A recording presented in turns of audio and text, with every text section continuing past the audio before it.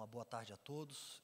Inicialmente, não poderia começar aqui sem expressar meus votos, minha parabenização ao presidente, à diretoria, a toda a equipe da Auditar pelo magnífico e brilhante evento. Realmente foram expostos aqui muitos desafios para a carreira de auditor, e eu começo lembrando a abertura em que o ministro Nardes comentou da importância do papel do auditor, de como os auditores cuidam e trabalham para transformar o país, trazendo governança e o empenho que toda a categoria tem neste propósito de mudança.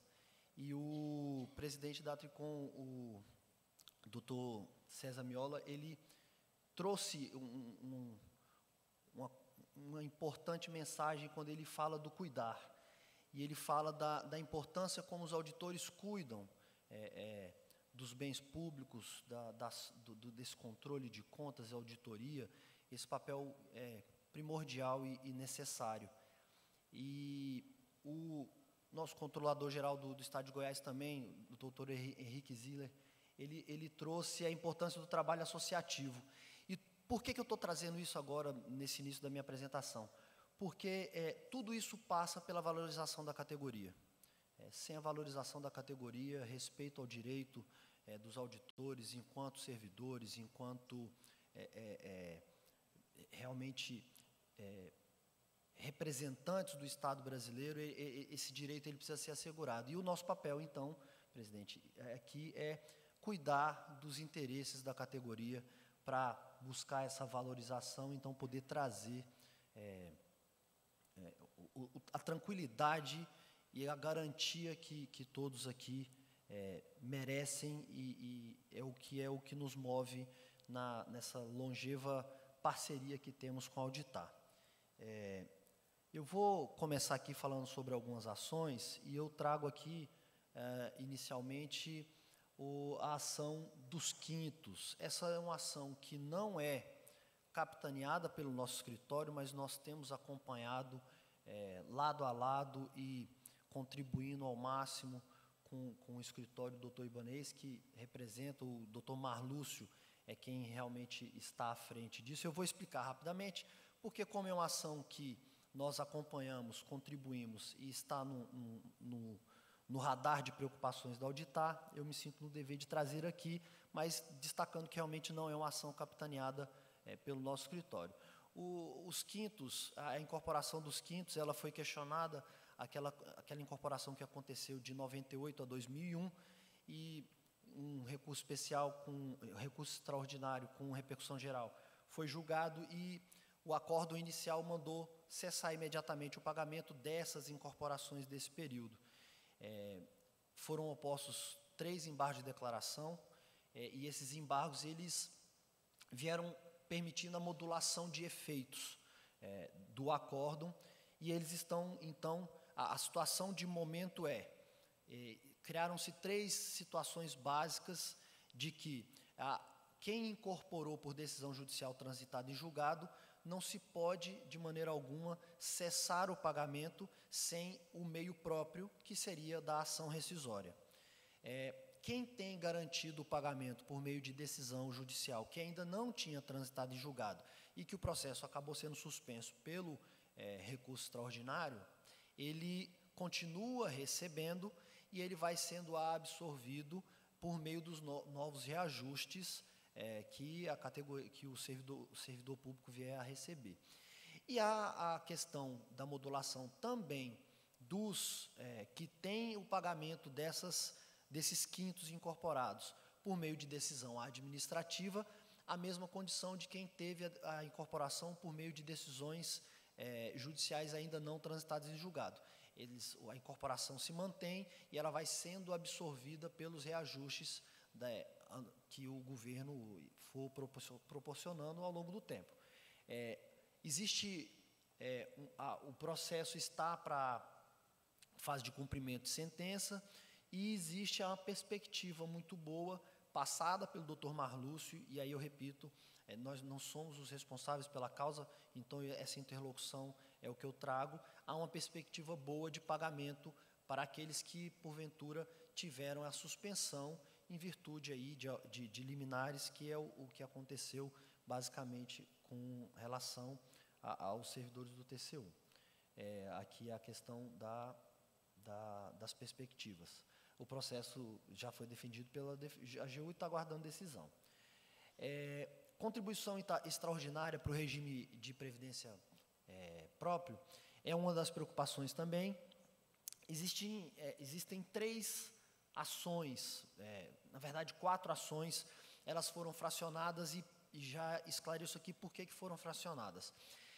Existia um risco de colocar todos os objetos dessas ações em uma única ação, fazer uma ação muito grande e acabar tendo aí, então, o risco de alguma questão jurídica das 4 que importam não fossem devidamente analisadas. Então, uma das ações é com relação à contribuição extraordinária, o que se critica nessa ação é exatamente a transferência integral da superação do déficit aos servidores. Com a criação da contribuição extraordinária, existe essa transferência da má gestão dos regimes de previdência. E também se aborda a dificuldade na compensação financeira entre os regimes de previdência, regime próprio, regime geral. Nós sabemos que existe essa migração, então essa também é uma dificuldade que é trazida, e a questão primordial, problemas na análise atuarial. O que tem acontecido e que se tem questionado é que o déficit que se traz como sendo necessário e razão para a contribuição extraordinária, ou ele não exista, ou se ele existe, ele é menor do que está. E tudo isso passa pela ausência de uma unidade gestora. Não há uma unidade gestora, que é uma obrigação da União criar essa unidade gestora, na qual é garantido por direito consagrado na Constituição, de ter a participação de servidores, de empregados. Então, nessa constituição da unidade gestora, a qual é responsável exatamente por fazer a análise atuarial, verificar as possibilidades de transição entre os regimes, compensações financeiras e equalizar essa transferência. É esse o objeto que está discutido. A ação foi ajuizada, foram deferidas algumas liminares. Existiu um movimento muito grande das diversas associações. E essa é uma das ações. Foram deferidas algumas liminares, mas o TRF da primeira região, numa suspensão de liminar, acabou cassando e interrompendo todas as liminares que foram deferidas para obstar essas contribuições. Então, a situação de momento é essa. Em virtude de uma decisão do tribunal, todas as liminares foram suspensas, os processos estão seguindo para poder ter o julgamento de mérito, mas ainda não há nada definido. As contribuições previdenciárias também envolvem outras demandas, que são essas outras 3. Eu coloquei elas no mesmo slide, porque elas acabam passando um pouco pela questão do cálculo atuarial, um pouquinho sobre a questão da unidade gestora. Então, problema de alíquotas progressivas, e aí o que se aborda nessa ação é exatamente o comprometimento que pode chegar até 40% da renda do servidor, quando ele somado à contribuição por imposto de renda, e isso tudo, então, é abordado como sendo efetivamente um confisco. E a jurisprudência tem encaminhado no sentido de que não é possível que a tributação, que a carga que é colocada sobre a remuneração represente um confisco. A ação não teve andamento ainda, assim, ela não teve julgamento de mérito, na verdade, andamento ela teve contestação, teve réplica, mas ainda não temos decisão de mérito. O mesmo acontece para a ação que trata da FUNPRESP. O que acontece? Existe uma dificuldade, inclusive no próprio meio jurídico, em definir qual é a natureza jurídica do benefício que seria recebido pela FUNPRESP. Então, essa incerteza é abordada nessa ação, exatamente porque, para se fazer a opção por adesão à FUNPRESP, de quem já é servidor, seria necessário ter a certeza em torno dessa natureza jurídica. Se ela é compensatória, e aí a consequência é uma, ou se ela realmente é um recebimento de previdência que compõe a renda. Então, toda essa incerteza, ela influencia na decisão e não existe consenso. Então, a ação ela cuida basicamente da possibilidade de adiar o prazo de adesão até que se tenha uma definição jurídica do que vem a ser. Essa ação, da mesma forma, ela já foi contestada, mas ainda não tem decisão de mérito.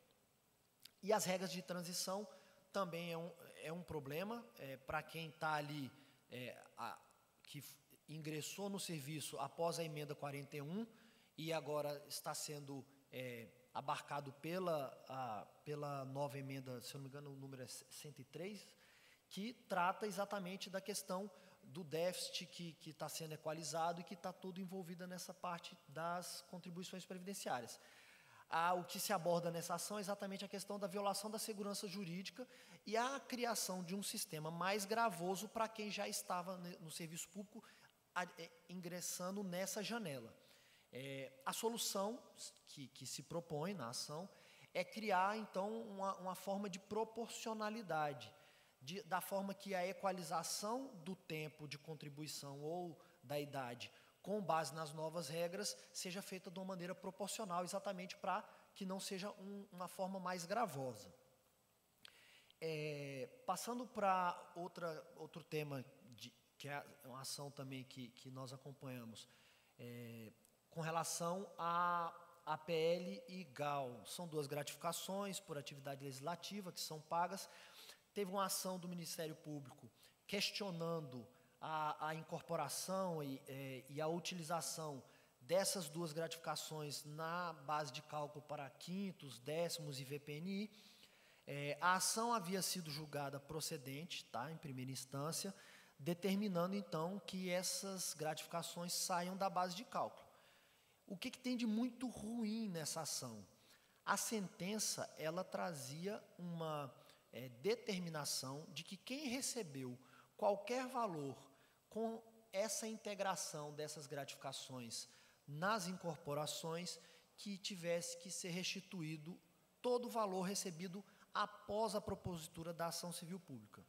O que nós conseguimos em apelação com decisão do tribunal já é que todos os valores recebidos de boa-fé, ainda que após a propositura da ação, não devam ser restituídos. Isso é uma importante vitória, porque mantém a segurança jurídica e garante que quem recebeu de boa-fé não tenha que ressarcir nada, até porque o pagamento era feito de maneira espontânea.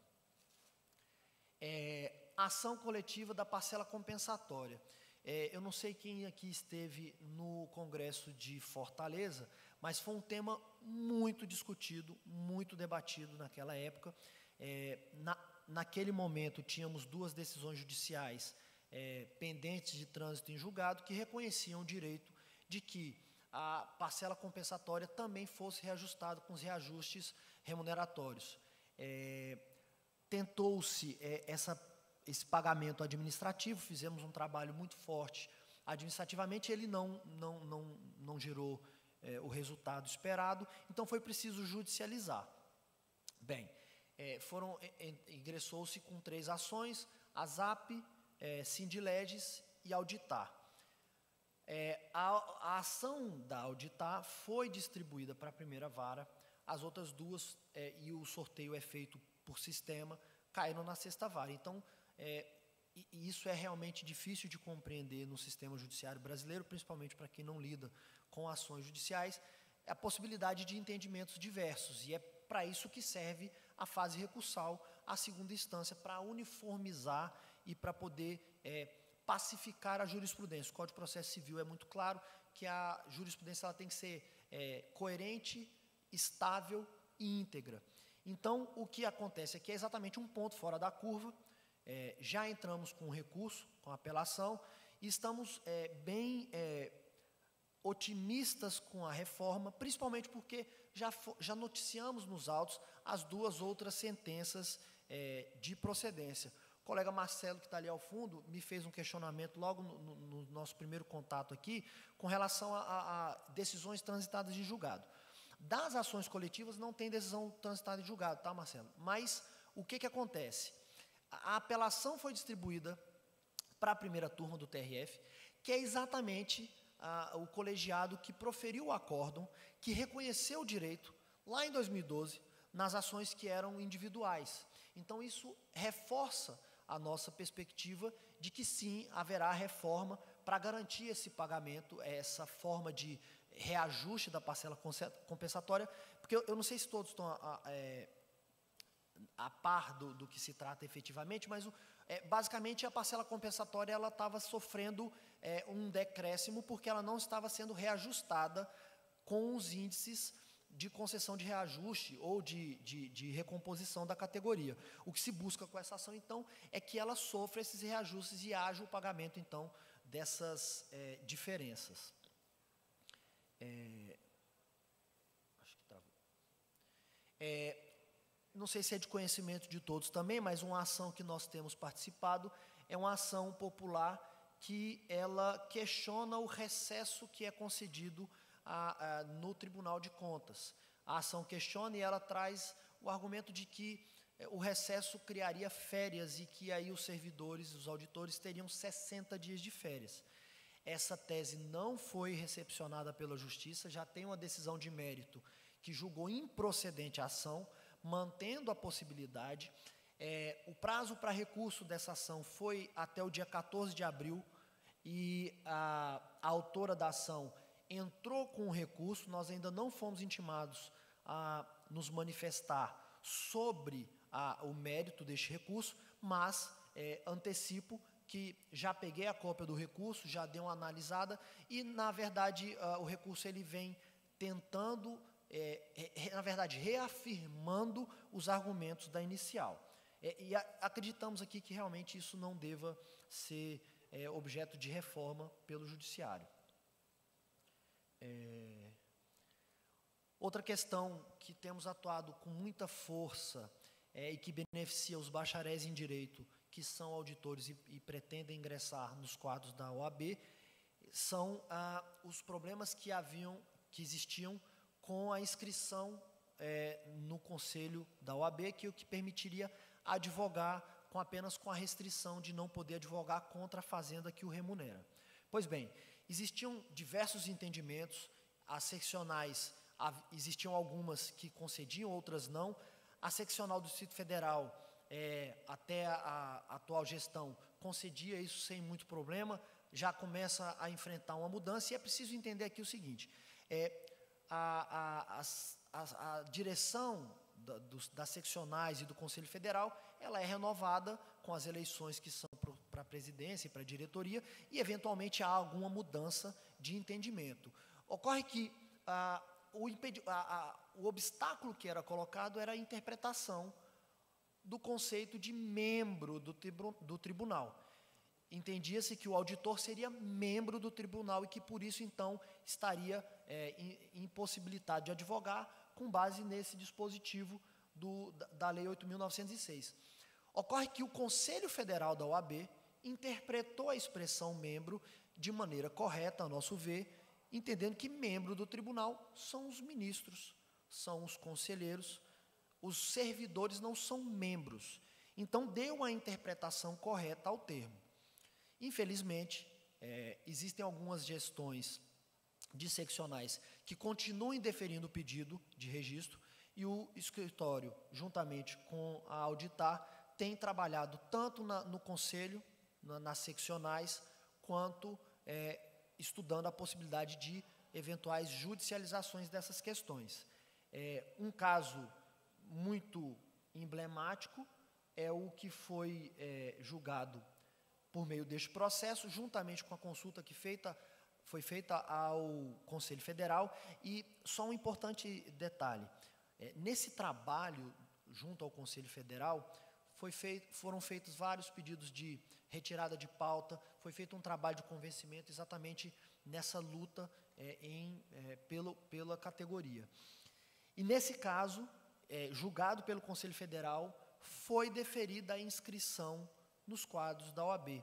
Então, o que se espera é que a decisão, por meio desses dois processos, seja o que vá prevalecer com relação à possibilidade de inscrição nos quadros da OAB, que permitiria, então, ao auditor advogar com o impedimento exclusivo de advogar contra a fazenda que o remunera.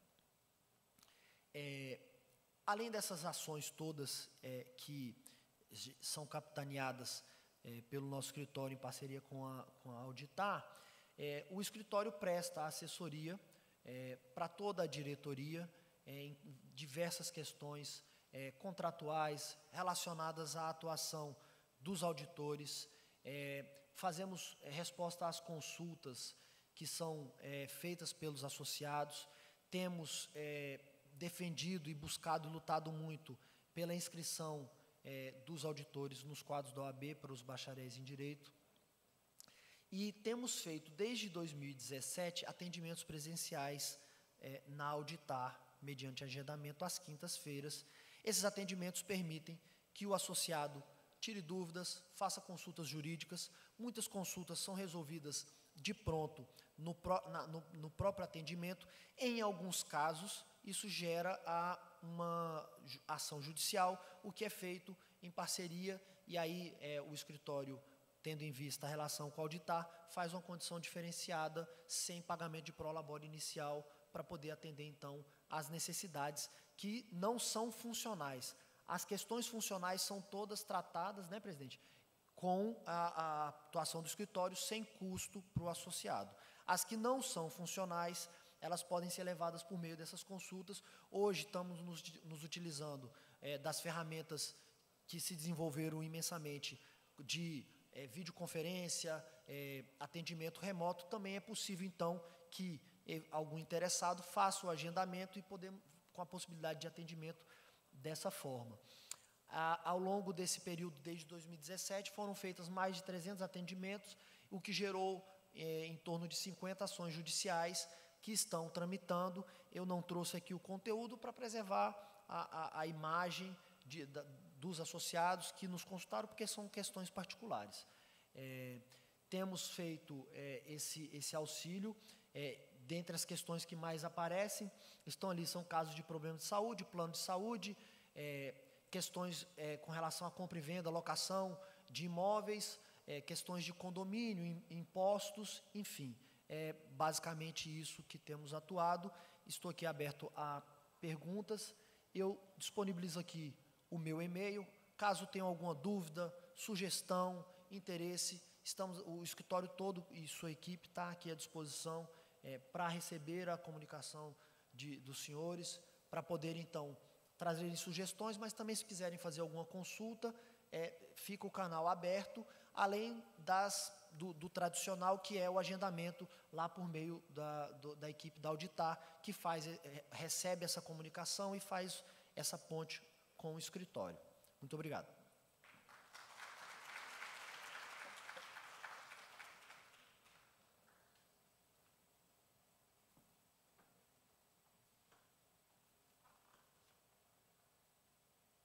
Vou passar a palavra aqui para o nosso diretor parlamentar jurídico e ex-presidente da Auditar, o Edson Moreira, para encaminhar aí essa moderação. Obrigado.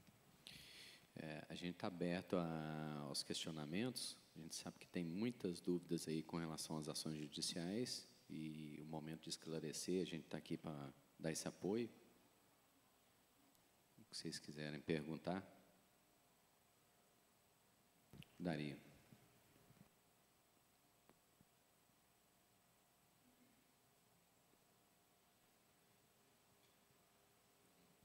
Olá, pessoal. Bom, parabenizar aí o trabalho da Auditar nessa assessoria jurídica. Eu mesmo já utilizei com grande êxito, um atendimento primoroso. Então, parabenizo aí essa questão jurídica de atendimento aos associados. Eu tenho uma preocupação em relação aos quintos, né? Eu sou da CEFIP, Secretaria de Fiscalização de Pessoal, lá do Tribunal, e não é uma posição institucional da CEFIP, mas é o que nós, auditores, comentamos, e ficamos bastante preocupados com os últimos embargos, os terceiros embargos lá da ministro Gilmar Mendes. E ele meio que diz assim, eu acho que eu vou até ler aqui, é um parágrafo só. Ele fala que quem não recebeu, não recebe mais, basicamente. Então, eu achei bem preocupante, mas eu já falei com o Marlúcio, e ele falou que, não, isso aí não é nada disso, veja bem, mas aí, só que, para mim, está muito claro. E não só eu, o pessoal da secretaria lá, nossa, e extraoficialmente, né, ali tomando um cafezinho, fica assim um pouco preocupado. Ele fala assim: resta claro, portanto, que a modulação não restabeleceu a incorporação da parcela ilegítima ou determinou que a administração pagasse parcelas retroativas, mas apenas resguardou a situação dos servidores que, na citada data, ainda continuavam a receber a vantagem, em proteção ao princípio da segurança jurídica. Por se tratar de manutenção de pagamento de vantagem inconstitucional, a modulação de efeitos há de ser interpretada restritivamente e não retroativamente à data de julgamento do mérito. Não ficou absolutamente claro, mas conversando com algumas pessoas, bom, se bem que a CEFIP geralmente é mais restritiva mesmo, né, ao analisar decisões judiciais, é uma tendência nossa. E conversando com o escritório do Ibanez, com o Marlúcio especificamente, ele acha que não, ele acha que isso aqui não tem nada a ver. Queria saber qual é a sua opinião sobre isso. Bem, o que eu vejo, tá? Realmente, a modulação de efeitos, se ela fosse feita para criar... Só um adendo, desculpa. E caso seja positivo esse posicionamento, como é que você tem notícias sobre como é que está essa questão do pagamento? Não, está na AGU, a AGU está contestando, não? Só complementando, desculpa. Sem problema.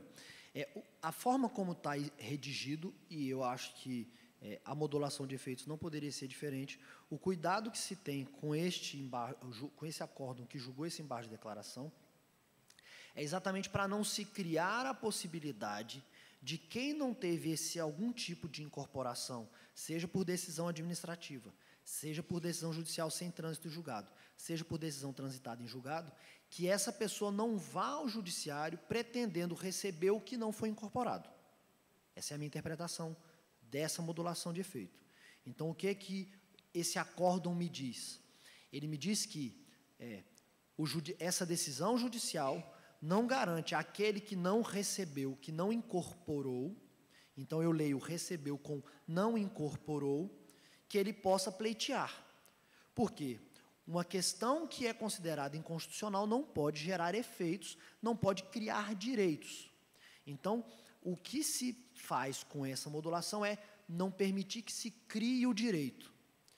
No caso que o doutor Marlúcio busca, e ele está com a estratégia jurídica que ele está desenvolvendo dentro do escritório, ele, ao meu ver, ele está fazendo essa interpretação para dizer: quem tem o direito reconhecido, quem incorporou estes quintos nessa janela de 98 a 2001, ainda que tenha suspenso o pagamento, o direito está lá, o direito está reconhecido. O que se tem é uma suspensão do pagamento. E o que se busca, então, é que aquele direito, que, pela modulação de efeitos, continua a gerar efeitos, que ele gere o efeito do recebimento, ainda que não continue a incorporação, que ela seja cessada.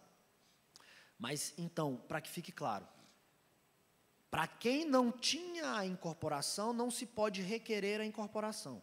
Para quem tinha a incorporação, ainda que o pagamento estivesse suspenso, o direito está reconhecido, o direito é válido. Então, faz jus ao recebimento. Creio que a estratégia vá nesse sentido. Tá? Mas a grande maioria dos servidores do TCU não chegou a receber incorporação, em nenhum momento.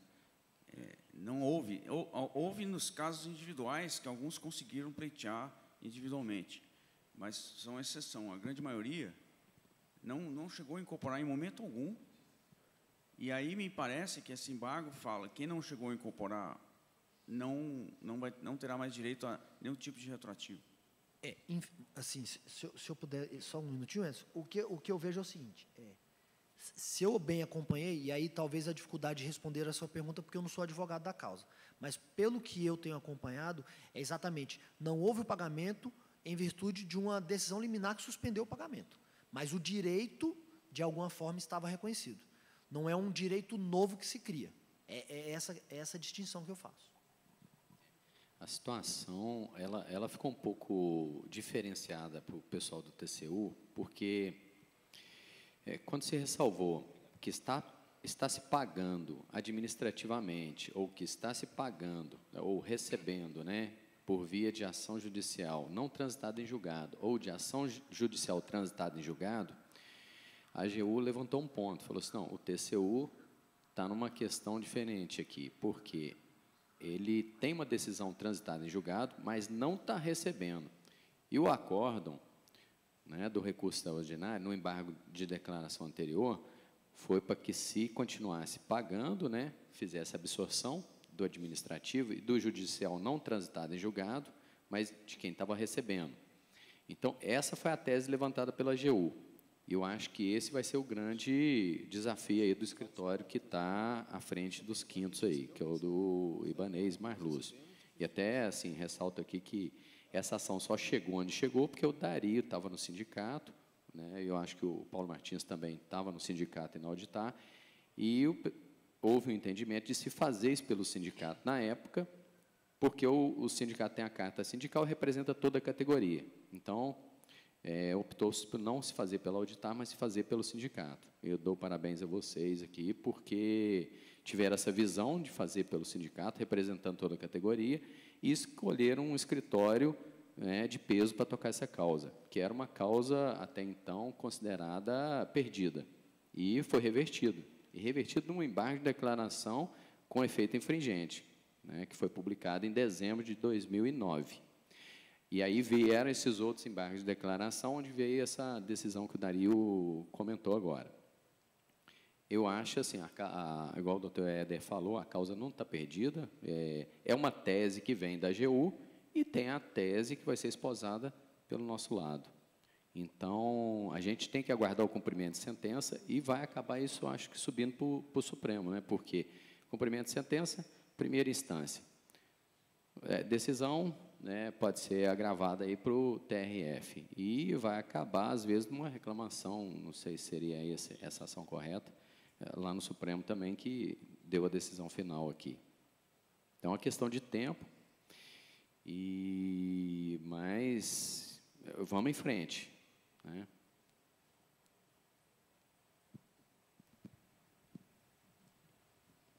Alexandre. Opa, tudo bem? Parabéns pelo evento, Eduardo. Eu não conhecia aquele rol de serviços jurídicos que a Auditar oferece, parece que o Arildo também não, ótimo, vou utilizá-los com certeza. A minha dúvida é acerca da FUNPRESP, o benefício especial, né? Eu fiz uma consulta, posso estar enganado, não conheço bem o normativo, mas as contribuições que alguém que trabalhou no Banco do Brasil, o Caixa Econômico, o Petrobras, fez para os fundos de previdência, eles não estão entrando no cálculo do BE, benefício especial. Isso faz com que aquele BE seja bem menor para quem é oriundo dessas empresas. Eu falei com um consultor da FUNPRESP, ele confirmou que isso aí realmente não é feito, que havia muito movimento da FUNPRESP tentando trazer isso para lá, mas não tinham tido êxito. Como é que está diante de uma possibilidade de reabertura do prazo de adesão, né? Está sendo ventilado por aí, eu queria saber se a Auditar tem notícia disso e, eventualmente, pretende questionar ou não, ou se já tem alguma ação judicial sobre isso. Ok, obrigado. Alexandre, a gente entrou com essa ação judicial, até foi na transição de gestão. O Rodovalho foi na presidência do Rodovalho. Era o Paulo, tinha saído para ser o controlador, o Rodovalho assumiu a presidência e nossa eleição é em abril, né? É posse em maio, então, acho que foi abril de 2018, né? 18? Não, 19. Abril de 2019. Mas essa ação não foi julgada ainda, né? Não foi julgado o mérito. Nós estamos enfrentando um problema muito sério em Brasília, que as varas federais lá no Distrito Federal estão abarrotadas. E o TRF1, então, nem se diga. Até eu estava discutindo com o Juliano, né, sobre isso aí, outros escritórios, outras entidades, o pessoal vendo uma possibilidade de a gente trabalhar outras unidades, né, outros TRFs, em que a ação possa fluir mais rápido.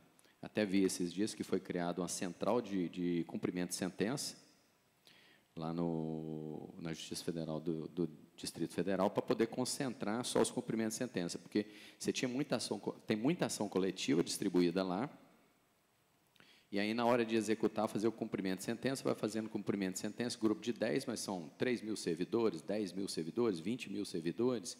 Então, isso aí, a vara fica abarrotada. E até para uniformizar as decisões também, na primeira instância.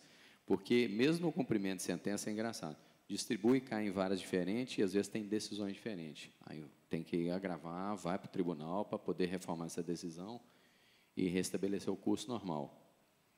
E essa questão do benefício especial, até foi um processo que nasceu lá dentro do tribunal, a unidade técnica foi a CEFIP, tinha levantado essa questão, ele é um benefício previdenciário. A AGU já tinha dado parecer, né, no outro sentido, vários pareceres externos, e eu acho que caiu na relatoria do ministro Benjamin. A gente até se habilitou no processo também para poder dar opinião, não é isso mesmo, Eduardo? E ele parece que converteu isso num processo de controle externo para dar essa amplitude maior de discussão no processo, que era um processo administrativo, e a gente está caminhando nesse sentido aí de reverter até esse entendimento.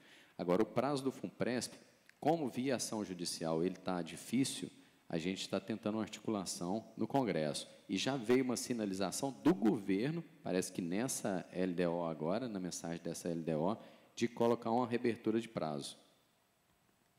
Que é uma coisa natural, né? Por que você vai inviabilizar o servidor de mudar de regime, se você está fechando o regime? Né? Não tem sentido algum. Você não quer que migre? Então, deixa o prazo aberto. E até a questão dessa natureza do benefício especial. Até se definir isso, como é que você vai ter certeza que você pode migrar? Qual a segurança que você tem? Então, está nesse ponto. Mas, veja bem, eu não sei se eu me expliquei bem. Não é o tipo de benefício, mas sim o quilate, o tamanho, o que é que pode entrar como benefício especial. Quem estava do Banco do Brasil, por exemplo, contribui para a Previ. Eu fui 16 anos funcionário do Banco do Brasil e essas contribuições não entraram no cálculo do BE. E meu BE fica muito menor, não tenho como optar por ele, porque eu perco muito dinheiro. Se essas contribuições entrassem, fossem computadas, aí sim, o valor subiria muito. Certo. Não, um caso bem mais específico, né? O que eu posso dizer? Essa ação não cuida deste problema. E a FUNPRESP terá outros grandes problemas e questões que realmente serão pacificadas por meio do judiciário, né? Essa é uma possibilidade de ação, de um questionamento de quem eventualmente esteja na FUNPRESP, que não tenha aquilatado o que foram as contribuições da Previ ou qualquer outro fundo de previdência, e que também não tenham sacado quando saiu do cargo ou do serviço, que ele possa, então, trazer isso para o fundo. O que acontece efetivamente, atualmente, não existe essa comunicação entre os fundos, inclusive os fundos privados. Se existe ali uma contribuição, o que normalmente acontece é o servidor que se desliga, ele saca ou ele começa a receber o benefício de alguma forma, a depender de quando ele faz essa transição. Agora, a possibilidade de verter essas contribuições para a FUNPRESP, isso é novidade. E é um questionamento possível.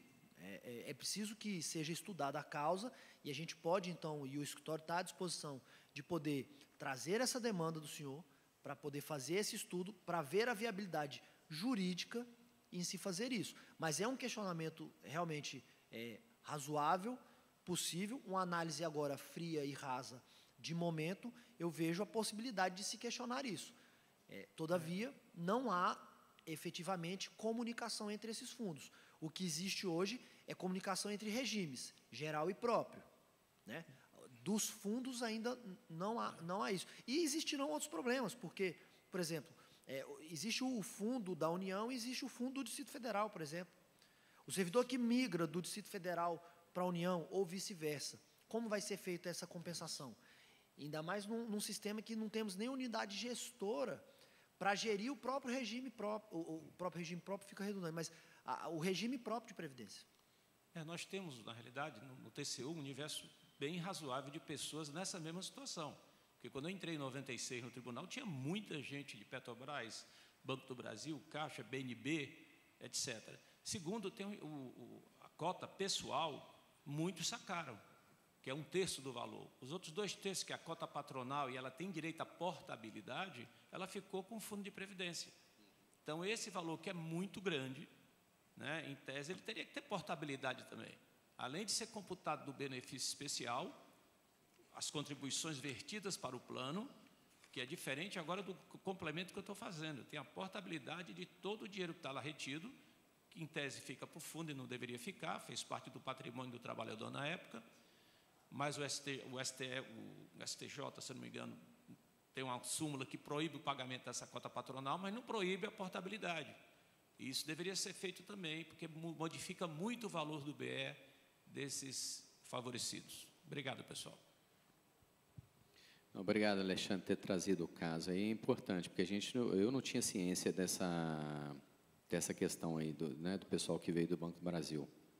Mas é uma questão, vamos abrir discussão com o jurídico e também levantar, por meio de comunicação, os outros associados, para ver quem está nessa situação, para a gente poder trabalhar um grupo, como a gente vem fazendo.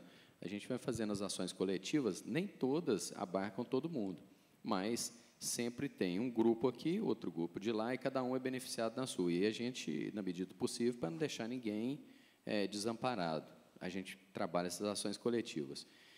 E as ações individuais, caso a caso. Até veio um questionamento de um colega nosso, né, Eduardo, durante até o período do ano passado, acho que foi fevereiro, março, perguntando sobre por que a gente estava entrando com várias ações judiciais. Nós sentamos e estudamos, foi isso que o doutor Éder falou. A gente viu a viabilidade da ação em cima do custo-benefício. Então, a gente trabalha com a margem de custo, né, se a gente perder a ação, mas também resguardando o objeto da ação. Porque quando a gente está trabalhando, reforma da Previdência, vocês viram, foram 4 ações diferentes. Se a gente coloca tudo isso no bolo, corre um risco muito grande de um dos nossos pedidos não serem nem analisados. Às vezes, no primeiro pedido ali, o juiz já para porque a ação está muito grande e ele começa a se embolar, né? A gente tentou ser o mais objetivo possível, pontuando. Então, alíquota progressiva, essa é uma ação. Alíquota extraordinária, esse é outro ponto. Regra de transição, é outro ponto, né? E assim a gente foi. O principal argumento disso aí, da alíquota progressiva, da alíquota extraordinária também, é essa questão do comitê gestor. Isso está na Constituição. Né? Na reforma previdenciária passada, isso foi instituído na Constituição. Então, tem que existir esse comitê gestor justamente para pegar esses casos aí. Porque como é que você vai fazer a compensação do regime próprio do DF ou do município, do servidor que veio para a União ou que foi daqui para lá, e do regime próprio para cá, e daqui, o regime geral para cá e daqui para o regime geral. E outra coisa, quem é que vai estabelecer o cálculo atuarial e dizer que realmente tem déficit ou não tem déficit? Qual base de dados que eu estou usando e qual base de dados que eu não estou usando?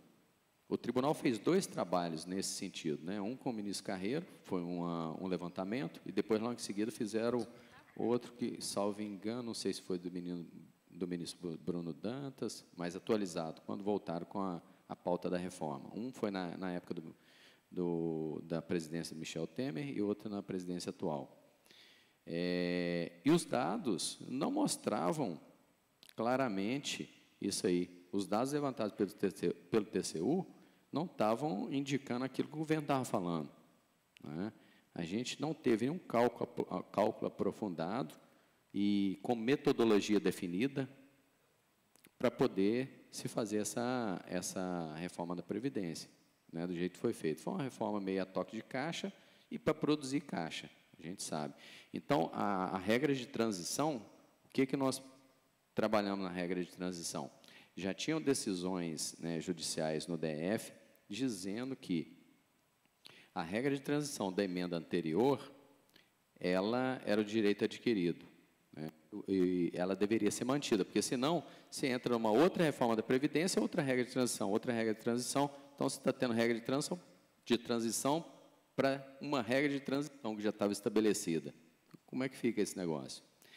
E a gente agregou um outro elemento, que era o seguinte, a proporcionalidade de fato, a real proporcionalidade. Então, se a gente está aumentando de 60 anos para 65, esse é o fator, então que se guarde a proporcionalidade anterior, que era o quê?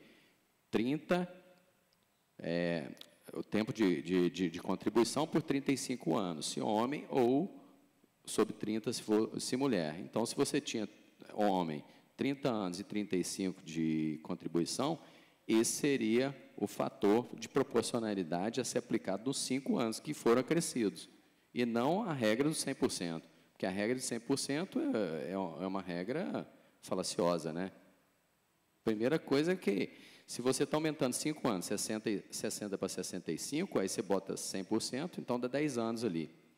Então, quem estava dentro, faltando 5 anos, abaixo de 5 anos, eu não vou dizer que ele foi beneficiado, ele foi atingido pela proporcionalidade, mas é uma proporcionalidade completamente desproporcional, né? Vamos dizer aí, no português, claro. Não tem proporcionalidade nenhuma aí. Então, que se guardasse pelo menos a proporcionalidade daquilo que se faltava, porque aí você ia ter um percentual bem menor ali. Então, o cara que estava com 60, ele tinha 30, 35 avos, a gente fazendo o fator aí, ele vai pegar mais um ano, uma coisa desse tipo. Então, é uma coisa palatável. Só um complemento sobre essa questão dos regimes de transição. O regime de transição é tão complexo e tão sensível que hoje há o entendimento na jurisprudência da possibilidade de revisão da vida toda. Não sei se já ouviram esse termo, mas são de pessoas que se aposentam, que estavam nos regimes de transição, mas o regime de transição gera uma condição pior do que a nova regra. Então, hoje existem algumas ações judiciais de pessoas que se aposentaram pedindo a revisão de vida toda. Então, assim, só para mostrar como é complexa a questão do regime de transição. Ela realmente vai mostrar seus efeitos ao longo do tempo. E outro ponto importante aqui, Eduardo, só para concluir, ação judicial, a gente tem que pensar o seguinte, não tem uma solução imediata. Ela vai maturar no tempo e vai dar um resultado lá na frente. Só que existe uma questão. Se você não entrar com a ação judicial, você está fora. Se você entrou com a ação judicial, você vai aguardar o resultado. Então, houve muitas ações judiciais aí que colegas não entraram, chegaram lá na frente, a gratificação foi concedida e o cara ficou sem gratificação. Os quintos mesmo é um caso desse, né, Dari? Porque quem está na ação, ou está recebendo administrativamente, então, vamos supor, o pessoal não está recebendo. Mas outras duas hipóteses é o quê? Decisão judicial transitada em julgado e não transitada em julgado. Ou seja, quem não entrou com a ação judicial, ficou de fora. Então, a nossa orientação é o seguinte, não fique de fora da ação judicial, porque vai chegar lá na frente, se ela for procedente, você vai ver o seu colega do lado ganhando e vai ficar chupando o dedo. Agora, se ela for improcedente, o não você já tinha. Então, o trabalho da entidade nesse sentido aí. A gente mede o custo e essas ações saem num custo muito baixo para a entidade. Se a gente for condenado a uma sucumbência, não vai passar de 10 mil, é uma ação de conhecimento, né? Então, o valor real da causa ele não é conhecido ainda, só na fase de execução, do cumprimento de sentença. Isso é um risco calculado. Tá bom? Ok, pessoal. Então, a gente vai encerrar por aqui. O doutor Éder Machado Leite deixou o contato dele aí. Temos lá os telefones da Auditar. Temos as ações em andamento, temos as futuras ações aí que os senhores vão consultar o nosso escritório para verificar a viabilidade. Temos muitas questões, né? E como o nosso diretor Edson disse, você só vai ter o direito reconhecido lá na frente se ingressar com a ação. Se não tiver ação, ninguém vai bater na nossa porta e oferecer, olha, você tem esse direito, né? Então, procurem a nossa assessoria jurídica especializada, temos obtido aí muitas vitórias, tá? E o escritório Costa Couto está à disposição dos nossos filiados aí dentro da contratação que fizemos para atender da melhor forma possível e fazer os encaminhamentos. Quero agradecer aqui a presença do Dr. Éder, também entregar a nossa plaquinha, fazer a distinção aí por todo esse trabalho maravilhoso que o escritório tem feito. Agradecer a presença do nosso diretor, o Edson. O Edson já foi agraciado várias vezes, né? Trabalha muito mais que a diretoria toda unida, né? Parabéns, doutor Éder. Nossos agradecimentos extensivos ao doutor Juliano Costa Couto, parceiro de todas as horas. E ficamos à disposição. A gente vai encerrar esse painel, viu? Só lembrando, nós não encerramos o Congresso. O Congresso vai ser oficialmente encerrado após a nossa confraternização de logo mais à noite, do jantar, às 20 horas. Tá? Então, aguardamos ansiosamente a presença de vocês, que prestigiaram o nosso evento, esses debates técnicos, e aguardamos aí também que os colegas preencham lá as informações sobre o retorno, o traslado, para a gente poder providenciar tudo, fazer os ressarcimentos. Tá? Não esqueçam de também indicar os direcionadores lá para a nossa equipe, que a gente vai elaborar a Carta de Florianópolis, tá? Com base nesses direcionadores, vamos fazer a de referente pela diretoria e encaminhar para a administração. Vocês viram que como andou rápido, né? Discutimos de manhã, ontem, alguns encaminhamentos, algumas propostas de natureza remuneratória. Hoje o PL já está no plenário para ser votado, né? Com a ajuda de vocês aqui, com a discussão, com as nossas entidades. Agradecer também ao Sindilés, todas as entidades que nos apoiaram, estão aí nominadas, tá? Indicadas. Agradecer muitíssimo aqui a presença dos colegas dirigentes da atual gestão, na pessoa do Adriano Amorim, das próximas gestões, dos gabinetes do ministro Bruno Dantas. Um agradecimento especial aqui ao meu amigo Júnior, nossos colegas todos, Ana Paula, parabéns, obrigado, Frederico, a equipe também do gabinete do ministro Vital do Rego, que foi designada para acompanhar esse evento, na pessoa do Alessandro Laranja, Juliana Pontes e todos os outros colegas aí que se dispuseram a vir, emprestar o seu conhecimento, brilhantismo, para a gente trabalhar em prol da nossa carreira de controle externo. Fica encerrado, então, o painel. Muito obrigado, tenham um bom almoço e os espero no jantar de encerramento. Obrigado.